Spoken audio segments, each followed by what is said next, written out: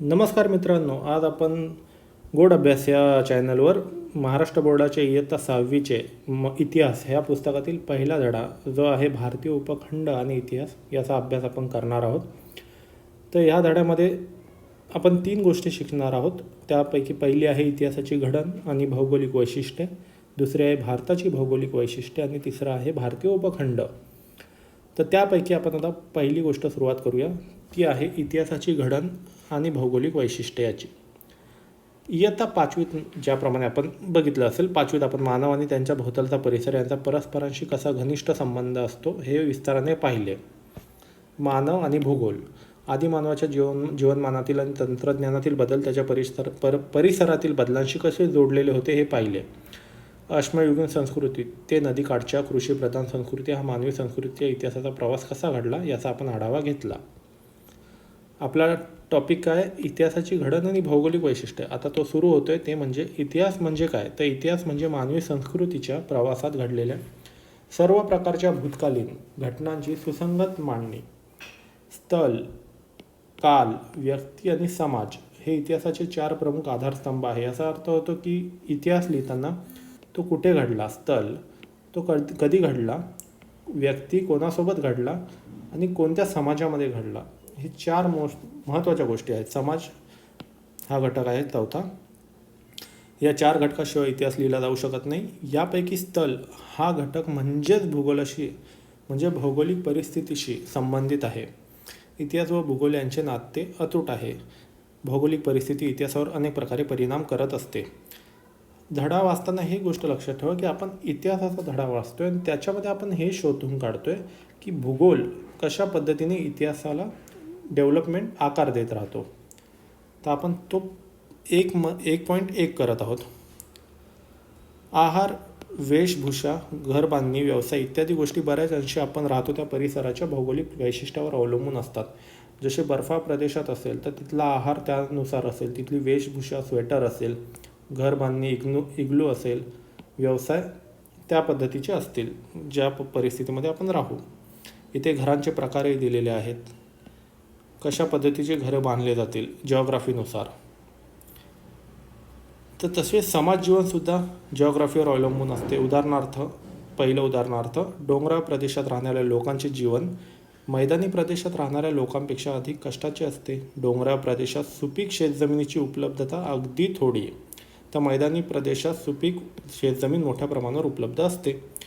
त्यामुळे डोंगराळ प्रदेशातील लोकांना तृणधान्य आणि भाज्या कमी प्रमाणावर उपलब्ध असतात, तर तुलनेने मैदानी प्रदेशातील लोकांना या गोष्टी पुरेशा मिळतात. त्याचा परिणाम खाण्यापिण्यावर झालेला दिसतो. डोंगराळ प्रदेशात राहणाऱ्या लोकांना अन्नासाठी शिकारीवर आणि जंगलातून गोळा केलेल्या पदार्थावर अधिक अवलंबून राहावे लागते. अशाच पद्धतीने डोंगराळ प्रदेशात राहणाऱ्या आणि मैदानी प्रदेशात राहणाऱ्या लोकांच्या जीवनपद्धतीतील इतर गोष्टींमध्ये फरक आढळतो. म्हणजे आपण बघतोय की भौगोलिक वैशिष्ट्यानुसार कशा पद्धतीने जीवनपद्धती बदलते आणि जीवनपद्धती कशा पद्धतीने इतिहासाला बदलते आणि इतिहास भूगोलांचे नाते अतूट आहे हे आपण सिद्ध करत आहोत. आपण राहतो त्या प्रदेशातील हवामान, पर्जन्यमान, शेतीतून मिळणारे पीक, वनस्पती, प्राणी इत्यादी गोष्टी आपल्या जगण्याची साधने असतात. त्यांच्या आधारानेच त्या प्रदेशातील जीवनपद्धती आणि संस्कृती विकसित होत असते. जगण्याच्या साधनांची मुबलकता जिथे असेल तिथे मानवी समाज दीर्घकाळ वस्ती करतो आणि कालांतराने या वस्त्यांचे ग्राम, वसाहती आणि नगरे यात रूपांतर होते. म्हणजे याचा अर्थ जेवढी साधनांची मुबलकता असेल तेवढे माणूस वस्ती करतो. पर्यावरणाच्या ऱ्हास, दुष्काळ, आक्रमणे किंवा इतर कारणामुळे जगण्याच्या साधनांची कमतरता भासू लागली की लोकांना गाव सोडून जाणे भाग पडते. ग्राम, वसाहती, नगरे उजाड होतात. अशा अनेक घडामोडी इतिहासात घडलेल्या दिसतात. त्यावरून समजते की इतिहास आणि भूगोल यांचे नाते अतूट असते. आता हे झालं 1.1 आपण क्लिअर केलं. आता आहे 1.2. आपण वर बघितलं होतं, इथे आहे 1.1 इतिहासाची घडण आणि भौगोलिक वैशिष्ट्ये काय आहेत, कशा पद्धतीने भौगोलिक वैशिष्ट्ये इतिहास घडवतात. आता आहोत भारताची भौगोलिक वैशिष्ट्ये बघू. 1.2 म्हणजे का बघतोय आपण हे, कारण भारताची भौगोलिक वैशिष्ट्ये बघून आपल्याला समजेल की इतिहास कसा घडवला असेल या भूगोलाने. तर पहिला पॉईंट, आपला भारत देश विस्ताराने मोठा आहे. त्याच्या उत्तरेला हिमालय. आता आपण याच्यासाठी मॅप बघूया. आपल्याकडे इंडियाचा मॅप आहे. हा आहे इंडियाचा फिजिकल मॅप. तर आपण आता बघू. यांना सांगणे आहे भारताच्या उत्तरेला हिमालय, इथे हिमालय आहे, भारताच्या उत्तरेला हिमालय. पूर्वेला बंगालचा उपसागर, त्याला इंग्लिशमध्ये बे ऑफ बेंगॉल म्हणतात. पश्चिमेला अरबी समुद्र, हा इथे अरेबियन सी आहे. आणि दक्षिणेला हिंदी महासागर, दक्षिणेला इंडियन ओशन म्हणजेच आपला हिंदी महासागर, त्याला इंडियन ओशन म्हणतात. भारताची अंदमान निकोबार आणि लक्षद्वीप ही बेटे वगळता उरलेला प्रदेश भौगोलिकदृष्ट्या सलग आहे. अंदमान निकोबार, हे बघा इथे अंदमान निकोबार ही बेटे आहे, आणि लक्षद्वीप, हे लक्षद्वीप आणि अंदमान निकोबार हे वगळले तर सर्व इंडियाला जोडून आहे सर्व गोष्टी, फक्त हे 2 बेटे अलग आहेत. प्राचीन भारताचा इतिहास शिकत असताना आपल्याला हा भूप्रदेश लक्षात घ्यावा लागतो. त्याचा उल्लेख आपण प्राचीन भारत असा करणार आहोत. आजचे पाकिस्तान आणि बांगलादेश 1947 पूर्वी भारताचा भाग होते. पाकिस्तान आणि बांगलादेश हे पूर्वी इंडियाचा भाग होते, नंतर 1947 नंतर ते स्वतंत्र झाले. आणि भारतीय इतिहासाच्या जडणघडणीचा विचार केला असता खालील 6 भूप्रदेश महत्त्वाचे ठरतात. जेव्हा जेव्हा तुम्ही इंडियाबद्दल ऐकाल तेव्हा हे 6 भूप्रदेश म्हणजे भारत, ते कोणते? सर्वात पहिला प्रदेश आहे हिमालय. हिमालय बघाल मॅपमध्ये, हा हिमालय. दुसरा आहे सिंधू गंगा ब्रह्मपुत्रा, ही आहे सिंधू नदी, इंदस म्हणतात त्याला इंग्लिशमध्ये, इंदस नदी. दुसरी आहे गंगा नदी आणि तिसरी आहे ब्रह्मपुत्रा नदी. ह्या 3 नद्या मिळून त्यांचा हा प्रदेश.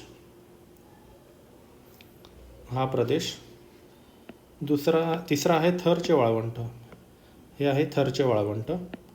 चौथा आहे दख्खनचे पठार, त्याला इंग्लिशमध्ये डेक्कन प्लॅटू असे म्हणतात, प्लॅटू पठार, हा ब्राऊन चॉकलेटी कलरचा.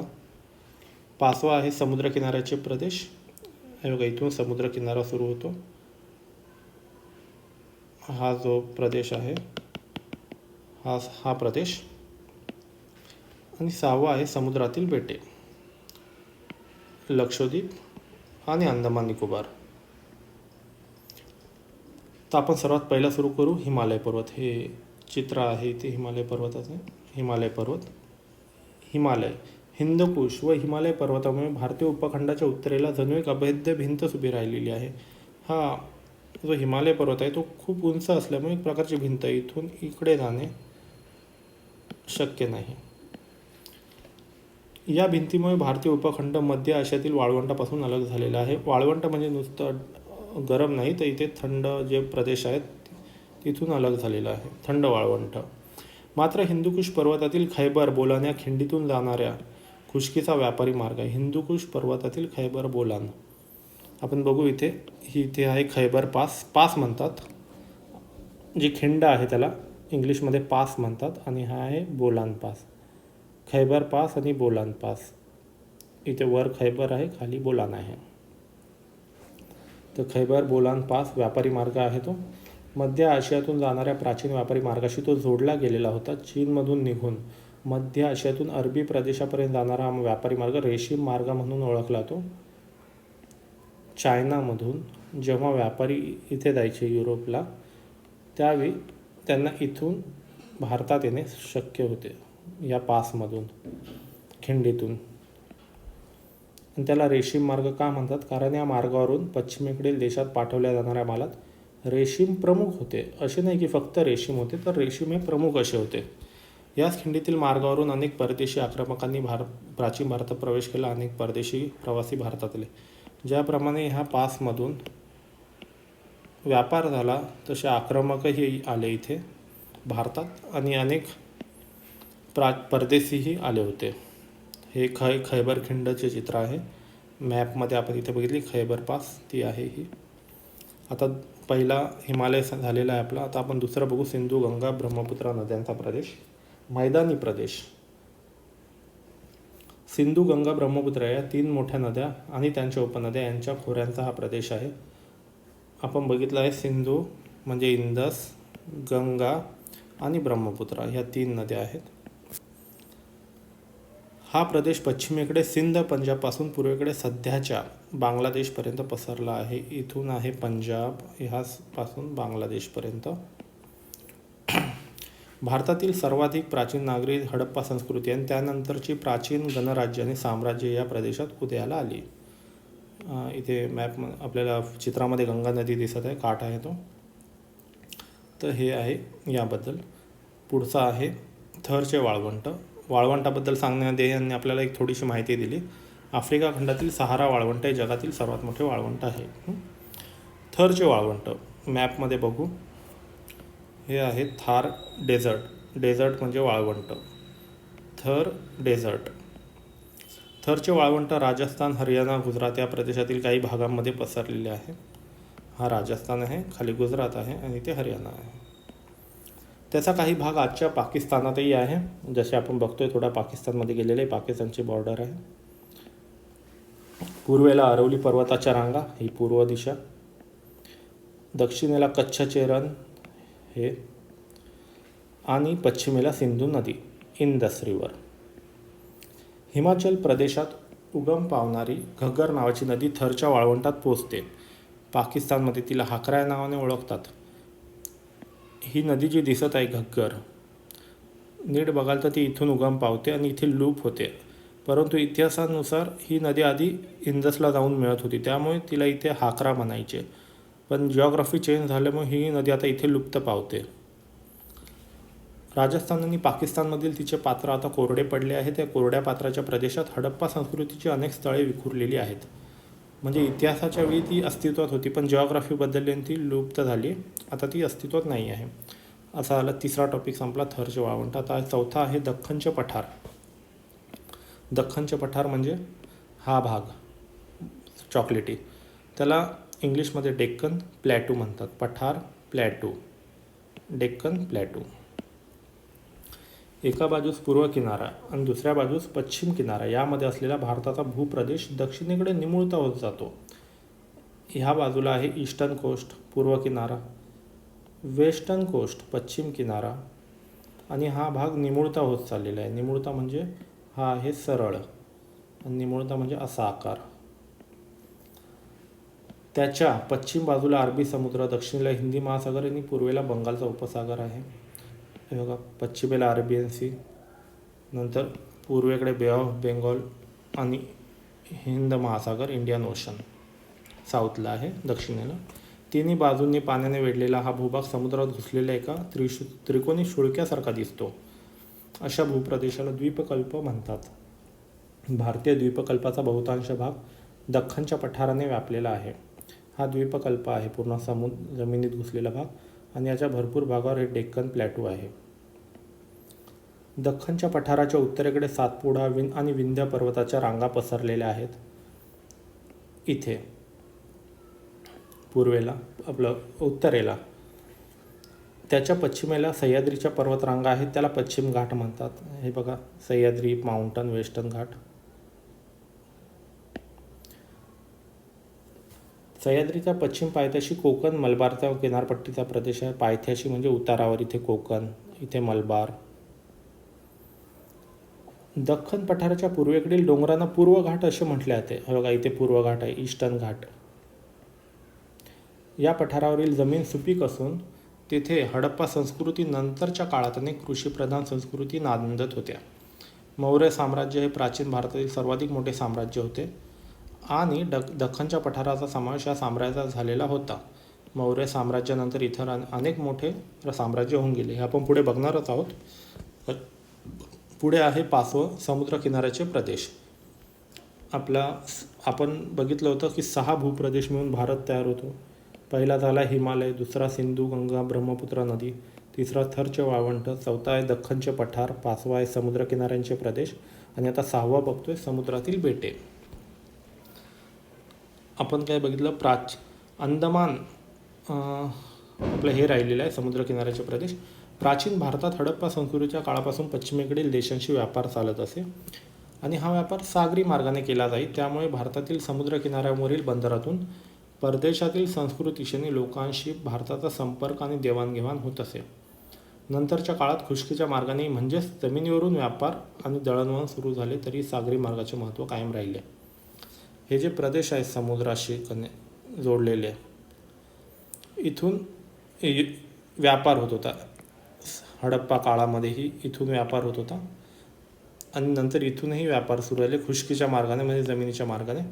पण आजही हे व्यापार टिकून आहे समुद्री मार्गाने, ते यांना सांगणे आहे. आणि शेवटचा आहे समुद्रातील बेटे.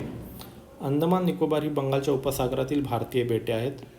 अंदमान आणि निकोबार हे बंगालच्या बे ऑफ बेंगॉलमधील आहे. तसेच लक्षद्वीप हा भारतीय बेटांचा समूह अरबी समुद्रात आहे. हे लक्षद्वीप आणि हे आहेत अरेबियन समुद्रामध्ये. लक्षात राहा, हे आहे अरेबियन सी, लक्षद्वीप, बे ऑफ बेंगॉल, अंदमान निकोबार. प्राचीन काळच्या समुद्री व्यापारात या बेटांचे स्थान महत्त्वाचे असावे. Periplus of the Erythraean Sea हा मॅप आहे, म्हणजे तांबड्या समुद्राचे माहिती पुस्तक. या पुस्तकात भारतीय बेटांचा उल्लेख आहे. हे पुस्तक एका अनामिक ग्रीक खलाशाने लिहिलेले आहे. तर बघू शकता हा मॅप मराठीमध्ये आहे. मगाशी आपण इंग्लिशमध्येही आहे आपल्याकडे मराठी. दख्खन पठार इथे आपण बघितलं. सर्वात पहिले येतो हिमालय, नंतर येतात नद्या सिंधू, गंगा आणि ब्रह्मपुत्रा. नंतर आहे थरचे वाळवंट, मग दख्खनचे पठार, नंतर आहे किनाऱ्यालगतचे प्रदेश आणि सर्वात शेवटी येतं अंदमान निकोबार, लक्षद्वीप. आता 1.3 आपले 1.1 झालेला आहे. 1.2 संपलेला आहे. आता 1.3 बघतोय आपण. भारतीय उपखंड. हडप्पा आणि मोहेंजोदडो ही शहरे आजच्या पाकिस्तानात आहेत. पाकिस्तान इथे आहे. अफगाणिस्तान, पाकिस्तान, नेपाळ, भूटान, बांगलादेश, श्रीलंका आणि आपला भारत देश मिळून तयार होणारा भूभाग म्हणजे दक्षिण आशिया नावाने ओळखला जातो. कोणते कोणते आपण बघू. अफगाणिस्तान, पाकिस्तान, भारत, परत घेऊया. अफगाणिस्तान, पाकिस्तान, भारत, नेपाळ, भूटान आणि बांगलादेश. 1 2 3 4 5 6 हे 6 प्रदेश मिळून आपला दक्षिण आशिया तयार होतात. आणि त्याच्यामध्ये खाली एक मिस झाले आहे तो म्हणजे श्रीलंका खाली आहे तो आपला. हे वरचे देश आणि खालचा देश श्रीलंका, हे मिळून दक्षिण आशिया तयार होतात. आणि यालाच भारतीय उपखंड म्हणतात, कारण की यांच्यामध्ये भारताचा देशाचा विस्तार आणि महत्त्व म्हणजे तुम्ही आता हा मॅप बघाल त्याच्यामध्ये लक्षात येते की पूर्ण मॅपमध्ये भारतच सर्वात मोठा आहे, त्यामुळे भारतीय उपखंड म्हटले जाते.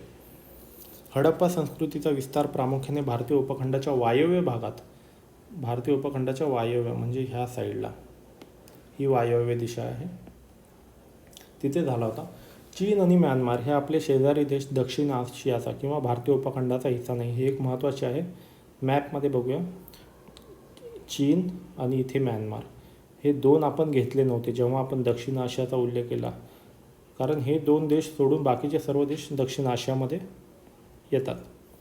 तरी प्राचीन भारताशी त्यांचे ऐतिहासिक संबंध आले होते.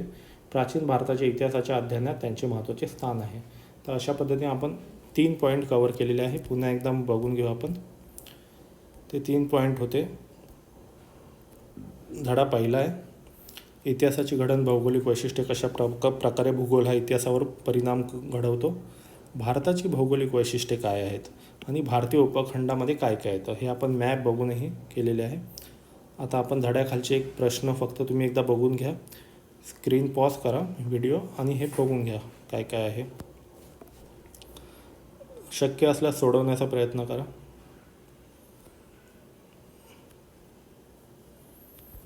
व्हिडिओ आवडला असेल तर सबस्क्राईब करा, लाईक करा, शेअर करा आणि आपण पुन्हा भेटू.